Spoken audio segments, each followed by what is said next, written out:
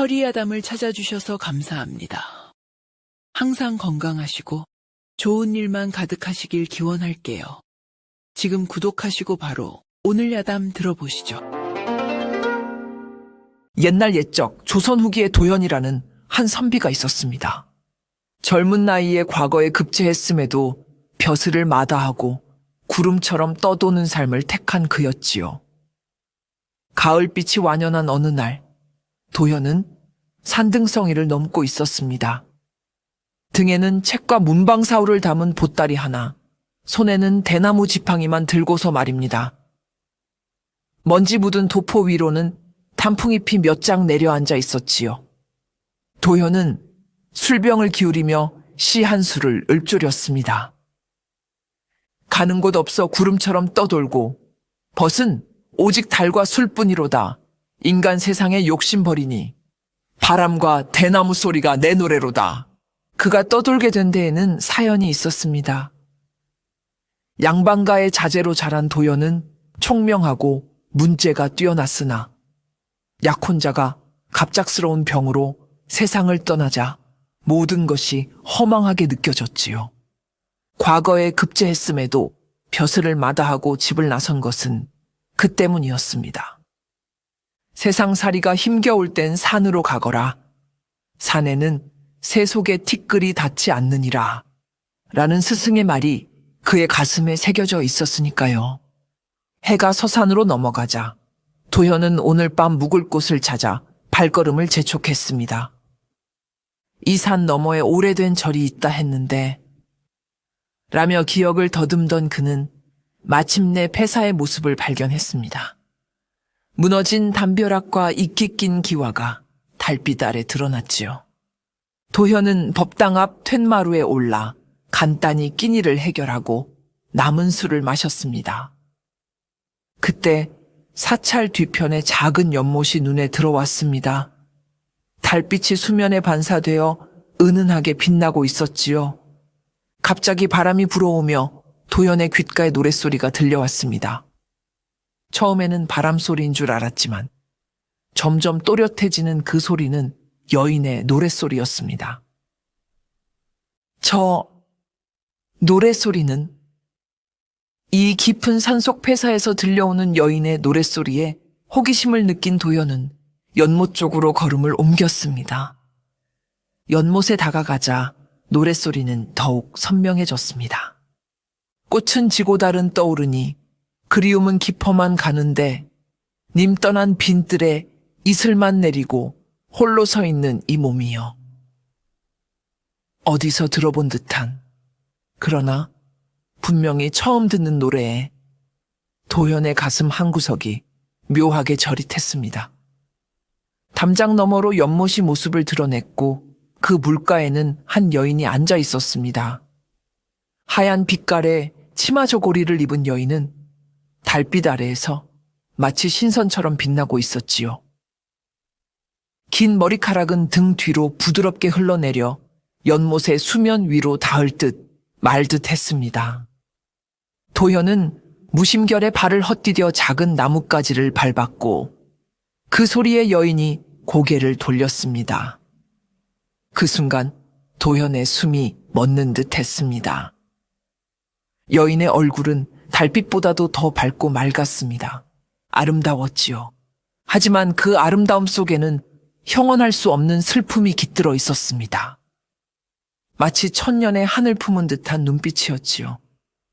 저 신뢰했소이다 노랫소리에 이끌려 도현은 당황하여 말끝을 흐렸습니다. 그러나 여인은 놀라거나 두려워하는 기색 없이 오히려 반기는 듯한 미소를 지었습니다. 나그네님, 이리 오시지요. 달빛이 고와 홀로 있기 아쉬웠답니다. 그 목소리는 방금 전 들었던 노래처럼 맑고 영롱했습니다. 도현은 무슨 힘에 이끌리듯 여인에게 다가갔습니다. 가까이서 보니 여인의 피부는 너무도 하야해서 거의 비치는 듯했고 그 속에서 푸른 빛이 감돌고 있었지요. 하지만 도현은 그것이 달빛 때문이라 생각했습니다. 연못께 다다른 도현은 여인과 마주 앉았습니다. 이상하게도 긴장이나 어색함이 없었지요.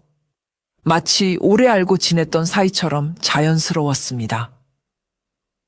밤이 깊었는데 낯선 나그네님은 어인일로 이곳까지 오셨습니까? 여인이 물었습니다. 그녀의 목소리는 바람에 흔들리는 물결 같았지요. 길을 떠돌다 묵을 곳을 찾던 중이었소이다. 이 사찰이 있다기에.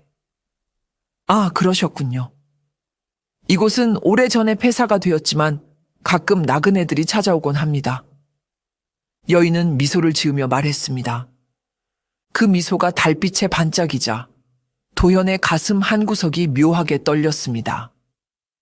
소생의 이름은 도현이라 하오. 실례지만 아가씨는 저는 애련이라 합니다. 연꽃을 사랑한다는 뜻이지요. 여인은 수줍은 듯 미소 지었습니다.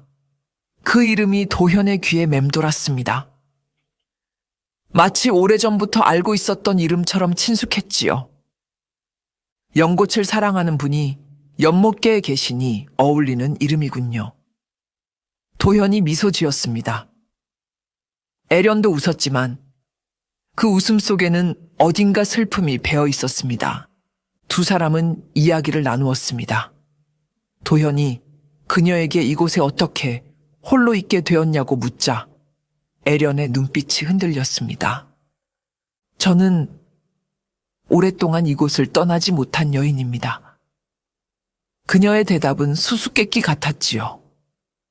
애련은 도현에게 작은 초옥에서 쉬어가기를 권했고 도현은 잠시 망설였지만 그녀의 눈빛에 아기가 보이지 않아 따라갔습니다. 그녀의 걸음은 마치 땅에 닿지 않는 듯 가벼웠고 흰 옷자락은 달빛에 반짝이며 흔들렸지요. 폐사의 담장과 숲을 지나 도착한 초옥은 깨끗이 정돈되어 있었습니다. 안으로 들어서자 도현은 놀라움을 금치 못했습니다. 작은 방이었지만 아늑했고 무엇보다 한겨울에만 피는 매화향이 초가을 밤에 가득했으니까요.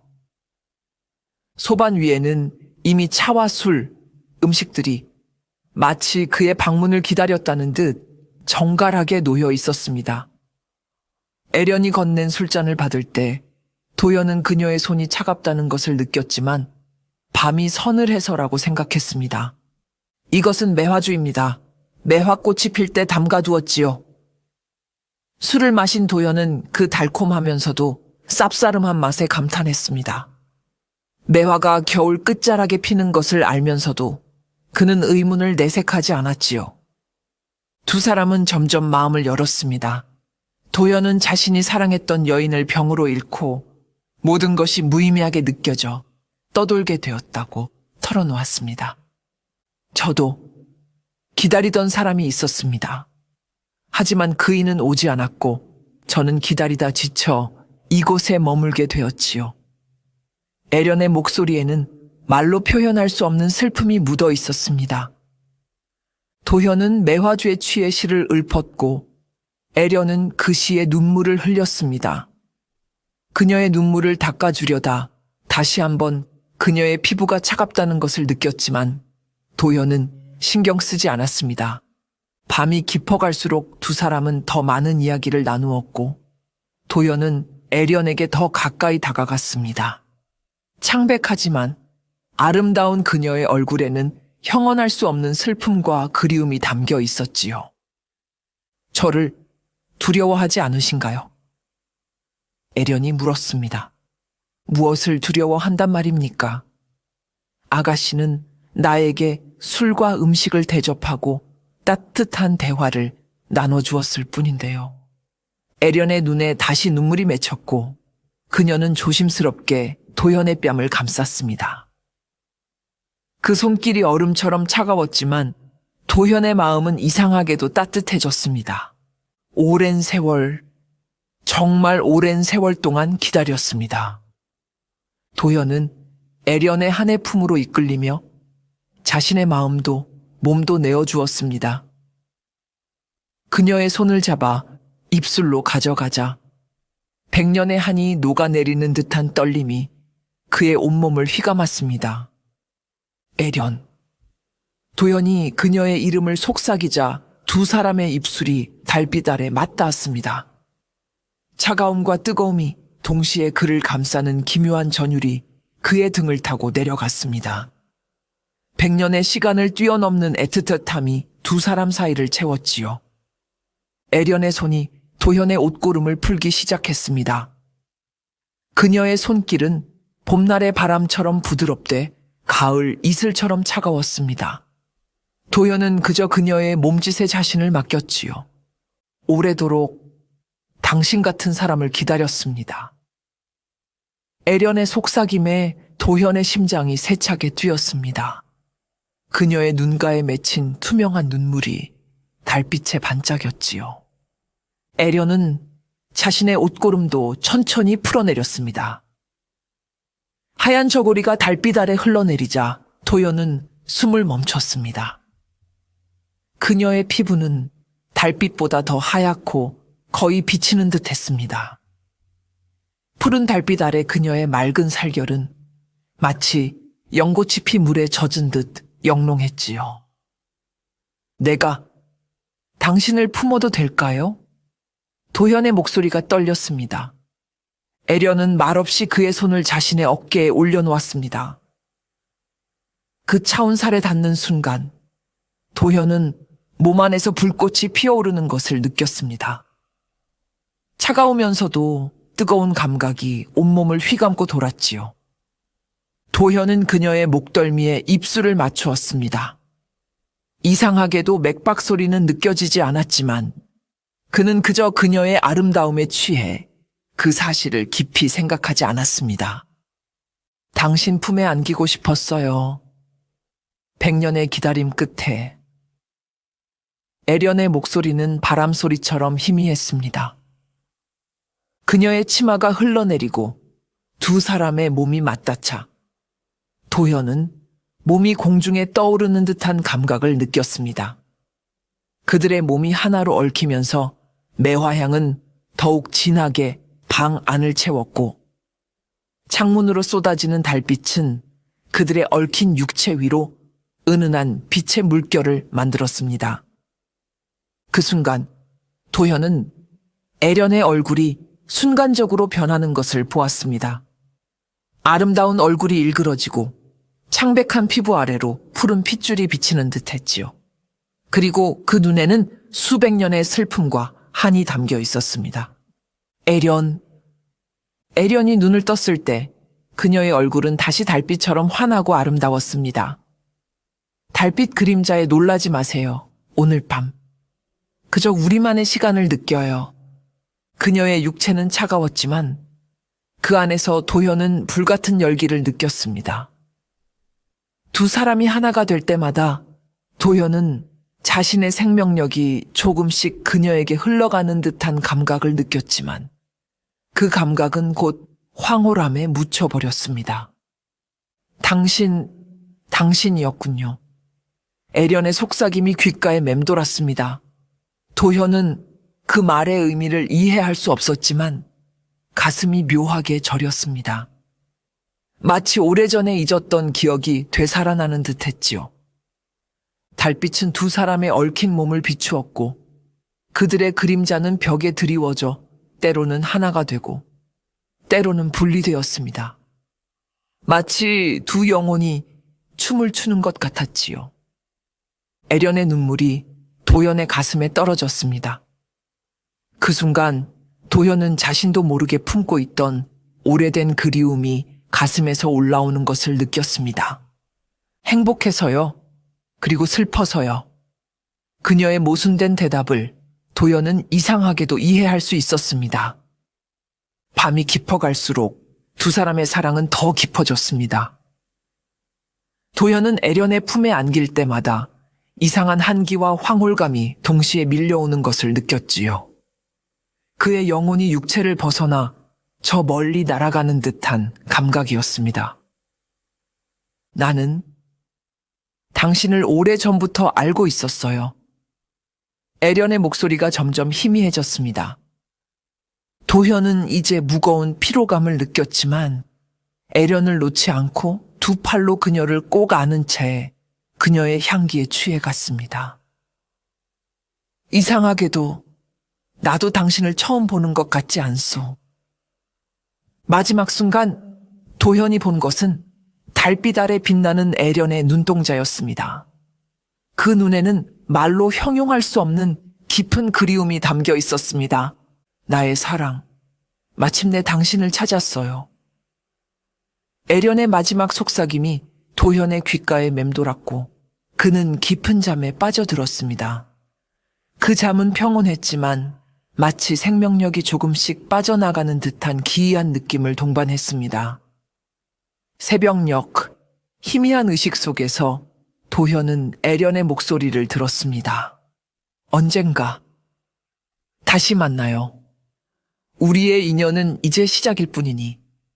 그리고 도현은 완전한 어둠 속으로 빠져들었습니다.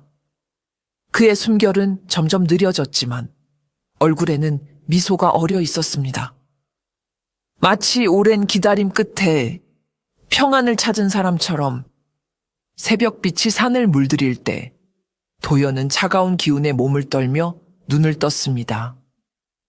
그는 애련의 초옥이 아닌 폐사의 본당 바닥에 누워 있었습니다. 어젯밤은 꿈이었던가? 그러나 몸의 피로감과 공허함은 어젯밤의 기억이 단순한 꿈이 아니었음을 말해주고 있었습니다. 마치 자신의 일부를 잃어버린 것 같은 감각이었지요. 그는 비틀거리며 본당을 나와 사찰 주변을 둘러보았습니다. 어젯밤 애련이 그를 데려갔던 초옥을 찾아 나섰지요. 그러나 아무리 찾아도 그런 곳은 보이지 않았습니다. 다만 무너진 담벼락과 잡초만이 무성할 뿐이었습니다. 분명 이 길을 따라갔었는데 도현은 연못가로 발걸음을 옮겼습니다. 그곳에서 애련을 처음 만났으니까요. 하지만 연못께도 그녀의 흔적은 없었습니다. 다만 연못 위로 떨어진 낙엽만이 고요히 떠 있을 뿐이었지요. 정말로 꿈이었단 말인가? 도현은 자신의 감각을 의심하기 시작했습니다. 그러다 문득 그는 자신의 옷소매를 문득 코에 가져다 대었습니다. 그러자 은은한 매화향이 코끝을 스쳤지요. 꿈에서는 냄새를 맡을 수 없다고 하지 않던가. 그것은 분명 어젯밤의 흔적이었습니다. 도현은 자신의 옷자락을 다시 들여다보았습니다. 그리고 그는 몸을 떨었습니다. 옷 곳곳에 미세한 서리 같은 것이 덮여 있었기 때문이지요. 마치 한겨울밤을 지사온 것처럼 그의 옷에는 차가운 기운이 배어 있었습니다. 도대체 무슨 일이 있었던 것인가? 도현은 혼란스러운 마음으로 사찰을 떠나기로 결심했습니다. 몸도 마음도 이상하게 지치고 허약해진 느낌이었습니다. 마을에 내려가 쉬어야겠다는 생각이 들었지요. 그는 보따리를 챙겨 산을 내려가기 시작했습니다. 가을 햇살이 그의 머리 위로 쏟아졌지만 그의 몸은 이상하게도 따뜻해지지 않았습니다.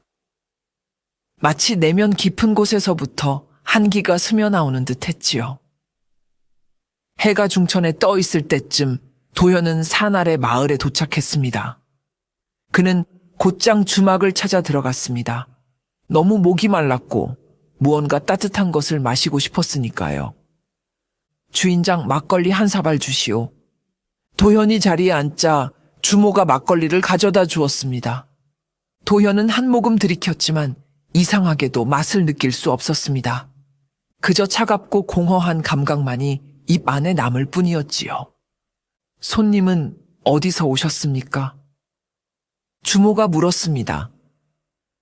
도현은 산을 가리키며 대답했습니다. 저 위 산속 폐사에서 하룻밤을 묵고 왔소이다. 그 말에 주모의 얼굴이 창백해졌습니다. 그녀는 도현을 자세히 살펴보더니 깜짝 놀란 표정으로 물었습니다. 폐사라면 청년사를 말씀하시는 겁니까? 절 이름은 모르오만 폐허가 된 사찰이었소. 본당만 간신히 형체를 유지하고 있었지요. 주모는 손으로 입을 가리며 뒤로 물러섰습니다. 그리고는 주막 안쪽을 향해 소리쳤습니다. 여보, 어서 나와 보세요. 청년사에서 살아 돌아오신 분이 계세요. 곧 주막 안쪽에서 중년의 사내가 허리춤에 수건을 찬 채 나왔습니다. 그는 도현을 유심히 살펴보더니 이상한 표정을 지었습니다. 정말 청년사에서 오셨습니까? 그렇소만 무슨 일이라도 있소. 주인과 주모는 서로 눈빛을 교환했습니다. 그리고 주인이 도현의 맞은편에 앉으며 낮은 목소리로 말했습니다. 청년새는 100년 전부터 내려오는 이야기가 있습니다. 도현은 호기심에 고개를 기울였습니다. 주인은 계속해서 말을 이었습니다. 100년 전 그 절에는 한 여인이 살고 있었다고 합니다. 절의 주지 스님의 조카딸로 이름은 애련이라 했지요. 도연의 심장이 빠르게 뛰기 시작했습니다. 애련. 어젯밤 그가 만난 여인의 이름이었습니다. 그 여인은 약혼자가 있었습니다. 과거를 보러 간 한 선비였지요. 그들은 혼인을 약속했고 선비는 과거를 마치고 돌아오겠다 약속했습니다. 주인의 이야기는 계속되었습니다. 하지만 선비는 돌아오지 않았습니다. 애련은 매일 밤 연못께서 그를 기다렸지요. 하지만 세월이 흘러도 그는 나타나지 않았습니다. 그래서 어떻게 되었어? 도현이 목소리를 낮추어 물었습니다. 주인은 깊은 한숨을 내쉬고 말을 이었습니다. 어느 겨울밤 큰 눈이 내렸습니다. 애련은 그날도 연못께서 약혼자를 기다렸지요. 하지만 추위와 슬픔에 지친 그녀는 그만 연못에 몸을 던지고 말았습니다. 도현의 몸이 떨렸습니다. 주인은 계속해서 이야기했습니다.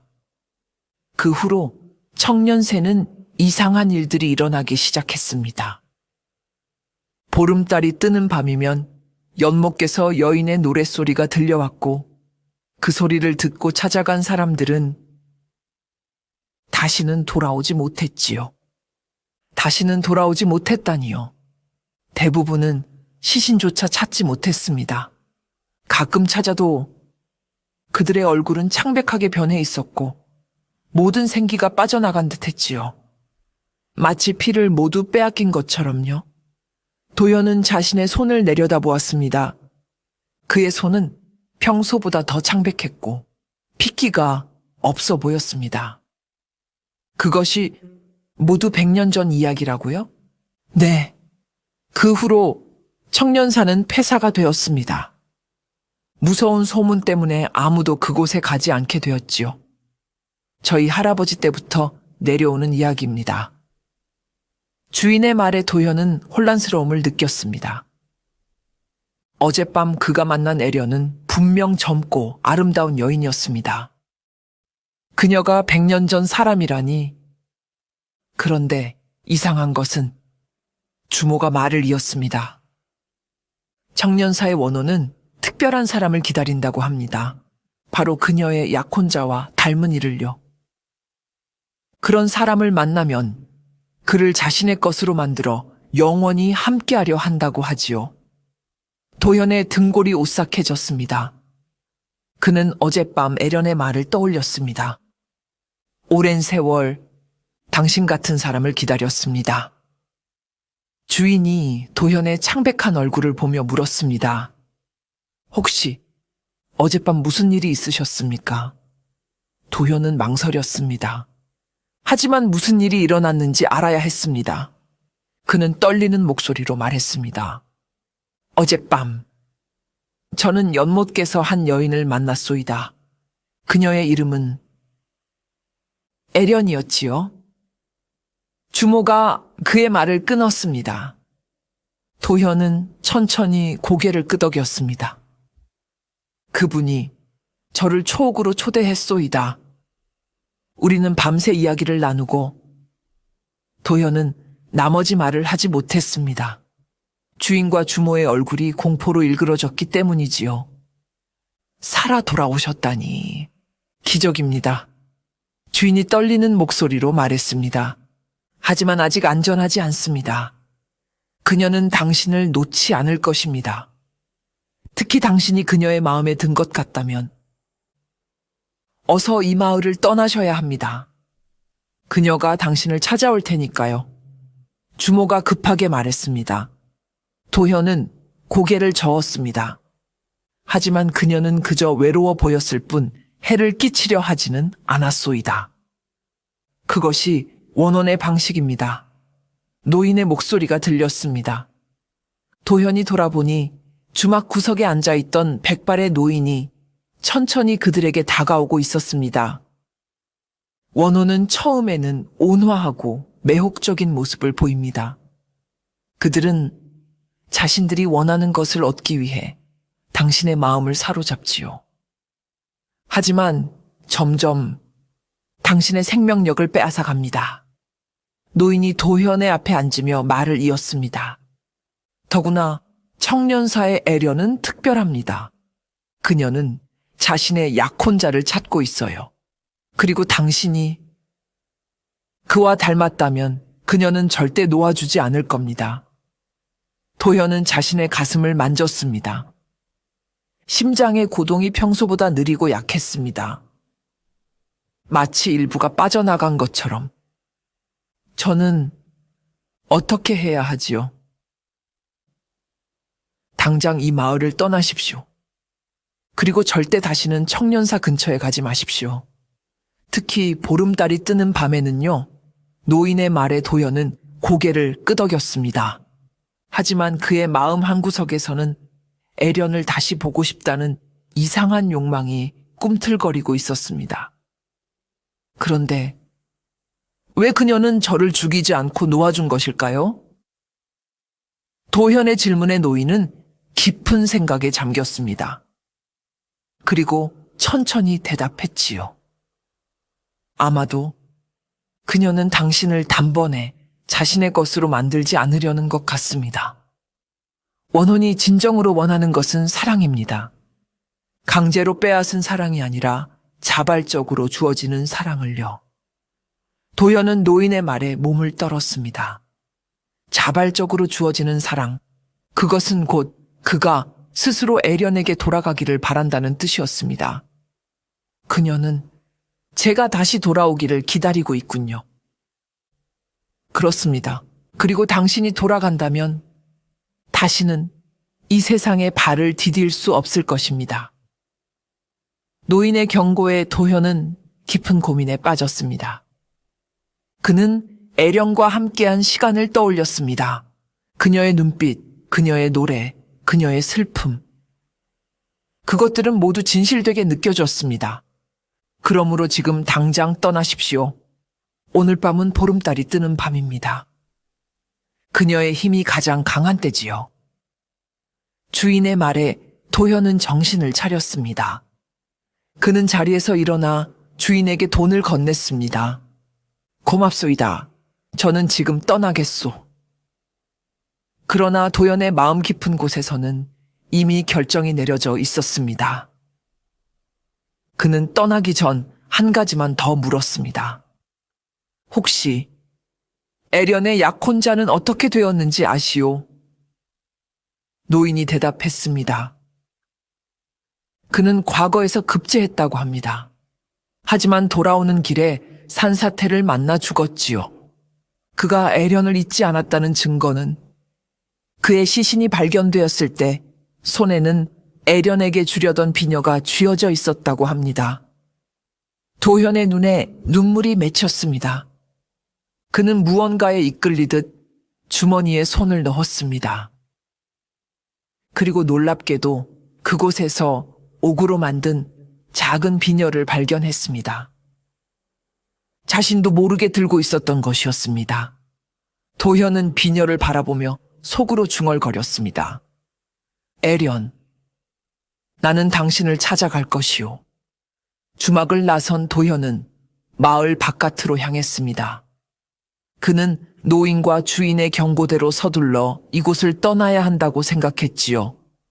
하지만 그의 발걸음은 무겁고 더뎠습니다.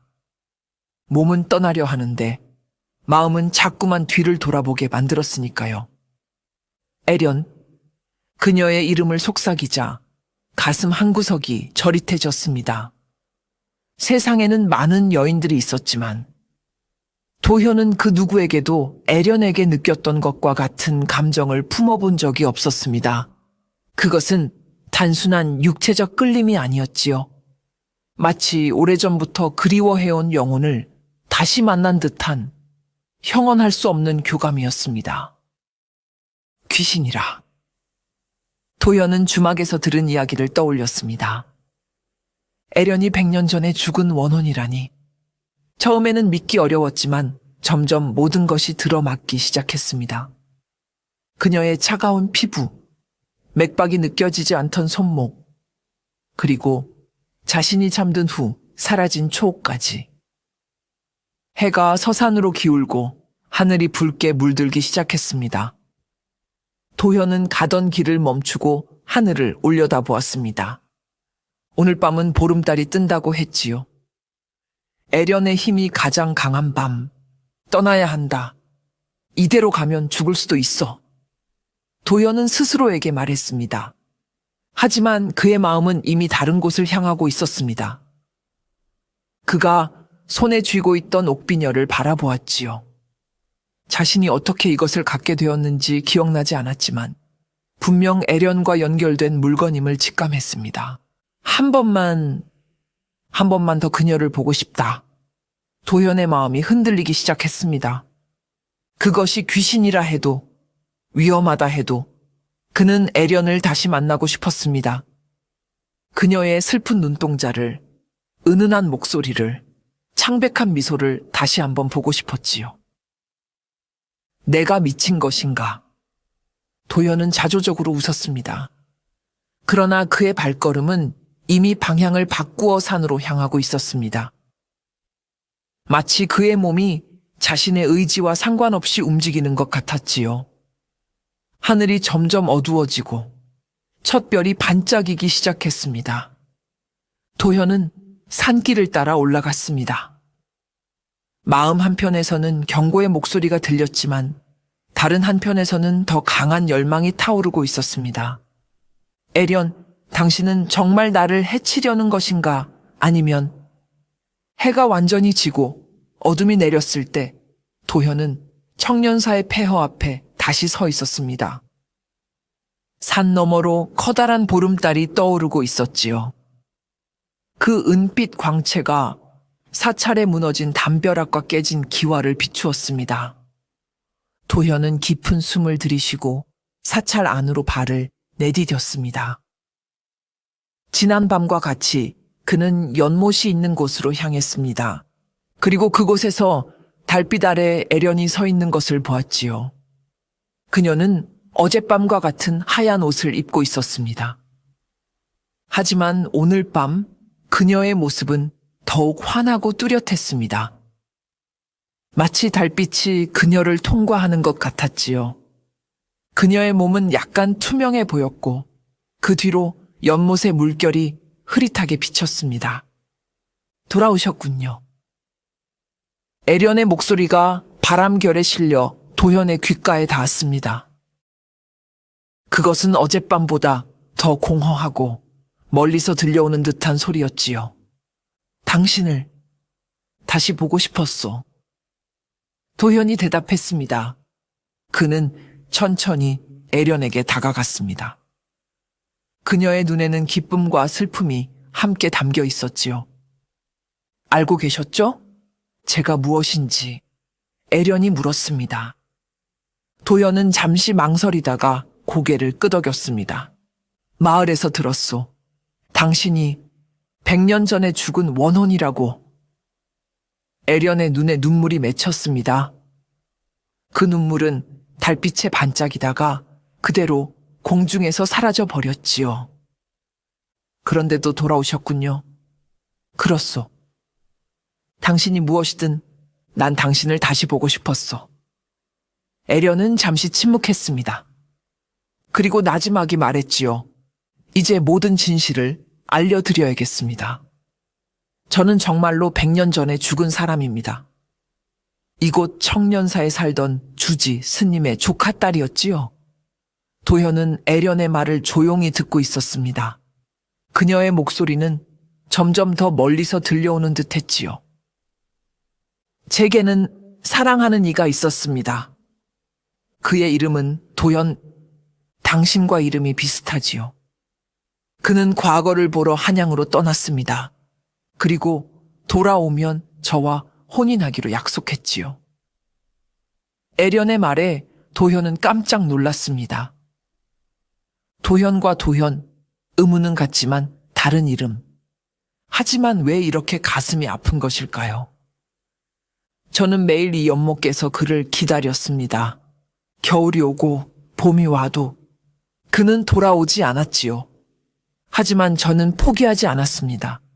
그가 약속을 지킬 것이라 믿었으니까요. 그런데 어느 날 소식을 들었습니다. 그가 과거에 급제했으나 돌아오는 길에 산사태를 만나 세상을 떠났다고요.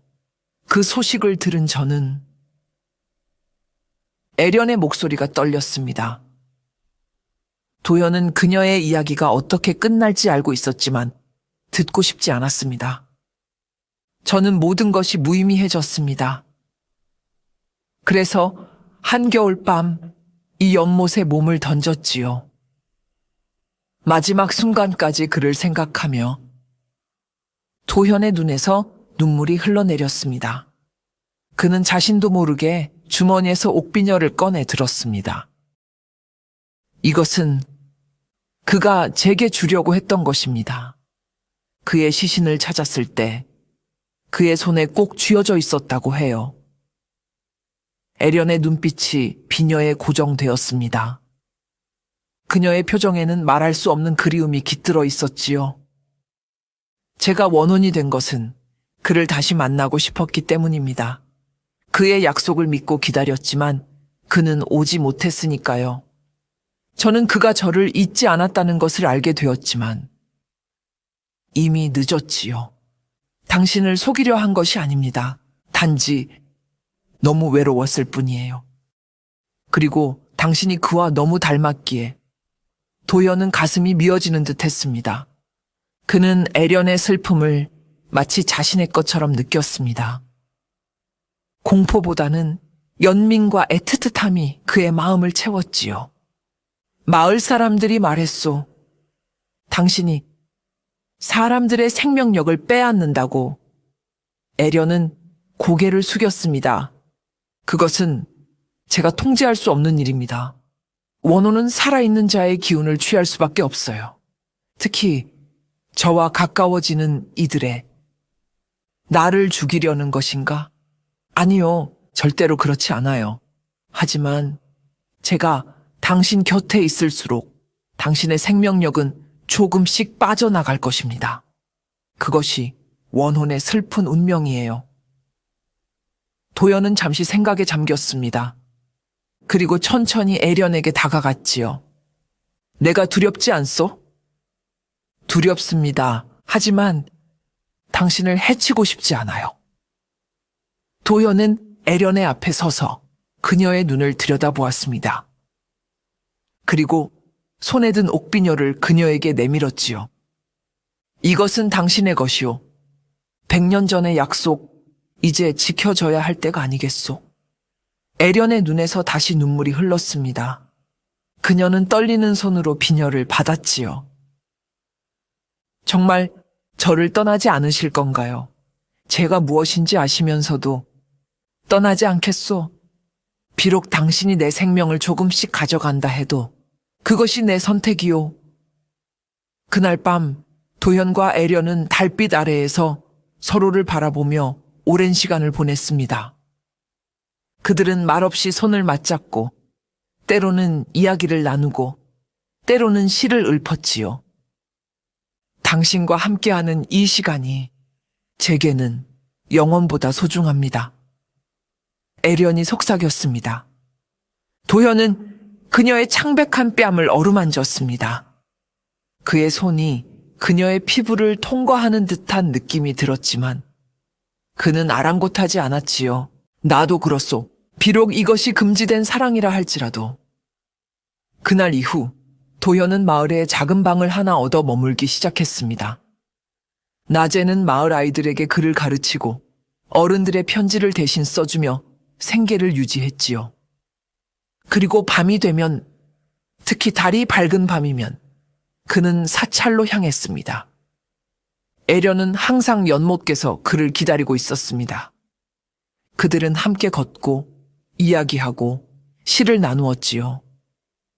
도현은 자신의 여행 이야기를 들려주었고 애련은 오래전 청년사의 모습을 이야기해 주었습니다. 이곳은 원래 아름다운 절이었어요. 연꽃이 가득한 연못과 붉은 단풍나무들. 그래서 당신의 이름이 애련인가요? 연꽃을 사랑해서. 네, 제 스승이신 주지 스님께서 지어주셨어요. 저는 이 연못의 연꽃을 너무나 사랑했거든요. 때로는 도현이 애련을 위해 시를 지어주기도 했습니다. 그녀는 그의 시를 듣고 눈물을 흘리곤 했지요. 100년의 기다림 끝에 만난 그대의 창백한 미소는 달빛보다 밝고 한해 세월을 뛰어넘은 사랑. 이제 우리 함께 영원을 노래하리. 애련은 도현의 시를 들으며 행복해했습니다. 하지만 그들의 만남에는 항상 슬픔의 그림자가 따라다녔지요. 그들은 서로 다른 세계에 속한 존재였으니까요. 도현이 그녀를 만지려 할 때면 그의 손은 때로 그녀를 통과했습니다. 그리고 함께 있을수록 애련은 더 실체를 갖는 듯 했지만 도현은 점점 더 창백해졌지요. 그러나 그들은 그 사실을 외면했습니다. 세상과 유리된 채 그들만의 시간을 보내며 사랑을 나누었지요. 도현은 자신의 생명력이 조금씩 빠져나가는 것을 느꼈지만 그것이 애련에게 가는 것이라면 기꺼이 내어주고 싶었습니다. 당신이 점점 약해지고 있어요. 어느 날 밤 애련이 걱정스럽게 말했습니다. 도현은 웃으며 그녀의 걱정을 덜어주려 했지요. 괜찮소. 내 몸이 약간 피로할 뿐이요. 하지만 그것은 사실이 아니었습니다. 도현은 점점 더 많은 시간을 잠자며 보내야 했고 식사를 해도 기운이 나지 않았지요. 그의 얼굴은 점점 창백해졌고 눈동자는 생기를 잃어갔습니다. 시간이 흐를수록 도현의 변화는 더욱 뚜렷해졌습니다. 한 달이 지난 어느 날 그가 마을의 주막에 들렀을 때 주모는 그를 알아보지 못할 정도였지요. 도현 선생님, 괜찮으신 것입니까? 얼굴이 너무 창백하시니. 괜찮소, 주모. 그저 요즘 잠을 잘 이루지 못해서 그러오. 하지만 주모는 그의 말을 믿지 않았습니다. 그녀는 도현의 모습에서 이전에 보았던 다른 이들의 모습을 떠올렸지요. 청년사의 원혼에게 홀린 자들의 모습을. 선생님, 혹시 아직도 그 사찰에 가고 계신 것은 아니지요? 도현은 대답하지 않았습니다. 그의 침묵이 모든 것을 말해 주었지요. 안 됩니다. 그러다가는 정말 목숨을 잃으실 것입니다. 내 목숨은 내 것이오. 내가 어떻게 쓰든 그것은 내 선택이오. 도현의 단호한 말에 주모는 더 이상 아무 말도 하지 못했습니다. 그녀는 그저 안타까운 눈빛으로 그를 바라볼 뿐이었지요. 마을 사람들 사이에서도 소문이 퍼졌습니다. 낯선 선비가 청년사의 원혼에게 홀려 죽어가고 있다는 소문이었지요. 어떤 이들은 그를 돕고 싶어 했지만 대부분은 그를 피했습니다. 원혼에게 홀린 자와 가까이 하면 불행이 옵는다고 믿었기 때문이지요. 저 사람 보았소. 눈동자가 죽은 사람 같더군. 진짜 원혼에게 홀린 것 같소. 얼마 못 갈 것이오. 사람들의 속삭임이 도현의 귓가에 들렸지만 그는 개의치 않았습니다. 그에게 중요한 것은 오직 애련뿐이었으니까요. 매일 밤 도현은 사찰로 향했습니다. 점점 더 걷기가 힘들어졌지만 그는 쉬지 않고 걸었지요. 애련을 만나는 순간의 기쁨이 모든 고통을 씻어주었으니까요. 그러나 애련은 도현의 상태를 보고 슬퍼했습니다. 그녀는 그가 자신 때문에 생명력을 잃어가고 있다는 것을 알았지요. 이제 그만 오셔야 해요. 제가 당신의 생명을 빼앗고 있어요. 내가 원해서 주는 것이요. 당신과 함께하는 이 시간이 나에게는 그 무엇보다 소중하오. 하지만 이대로라면 당신은 죽게 될 거예요. 도현은 애련의 눈을 바라보며 미소 지었습니다. 죽음이라. 그것이 무엇이오? 당신과 같은 세계로 가는 것이라면 나는 두렵지 않소. 안 돼요, 저는 당신이 살아있길 바래요. 제가 이기적이었어요. 당신을 놓아줘야 해요. 하지만 도현은 고개를 저었습니다. 이미 늦었소, 애련. 내 마음은 이미 당신의 것이오. 내 영혼도, 내 생명도 모두 당신의 것이오. 도현의 말에 애련은 더 이상 말하지 못했습니다. 그저 슬픈 눈으로 그를